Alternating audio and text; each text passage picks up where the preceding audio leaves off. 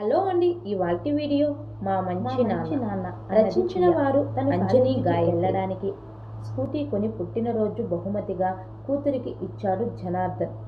అందుకే ప్రియ అంత సంతోషంగా ఉంది.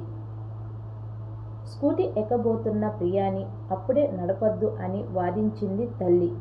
నిమ్మకాయలు కట్టి గుడికి తీసుకెళ్లి పూజ చేయించాలి, టైరు కింద నిమ్మకాయలు తొక్కించితే గాని నడపకూడదు అని ఆంక్షలు పెట్టింది తల్లి.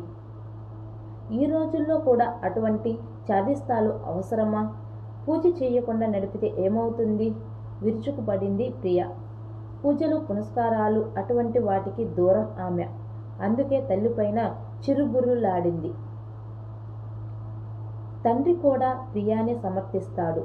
అతనికి అటువంటి ఆచార్య వ్యవహారాలు నచ్చవు.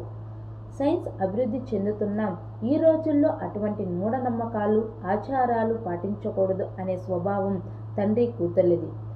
భర్తని కూతుర్ని అంత నాస్తికాలుగా ఉండకూడదని తిట్టుబోస్తుంది ఉంటుంది సావిత్రి. అయినా వినరు ఆమె మాట. కూతురు ఏదంటే అది జరుపుతాడు జనార్దన్. కూతురు మాటకి తానా తందాన అని వంత పాడుతూ ఆమె చెప్పిన పనుల్లా చేస్తాడు. కోరిన కోరికలు ఏవైనా తీరుస్తాడు. కొండ మీద కోతినైనా తీసుకువస్తాడు.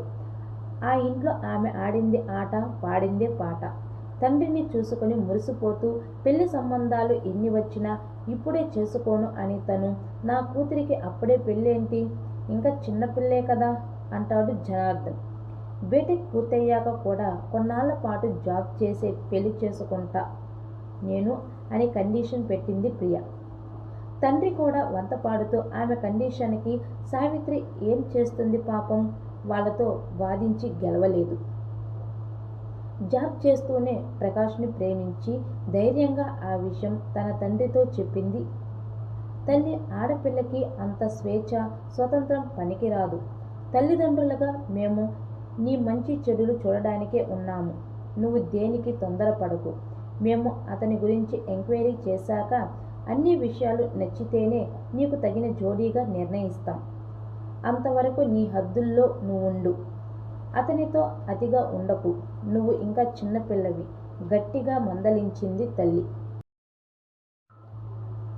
జనార్దన్ కూడా పెళ్లి విషయంలో మాత్రం నేను అమ్మతోనే సపోర్ట్గా ఉంటా. ప్రకాష్ మంచి చెడు తెలిసాకే పెళ్లి మాటలు జరుపుతా హామీ ఇచ్చాడు. ప్రకాష్ తల్లిదండ్రుల వివరాలు అడిగాడు ప్రియాని. మంచి రోజు కలుస్తా అని చెప్పాడు.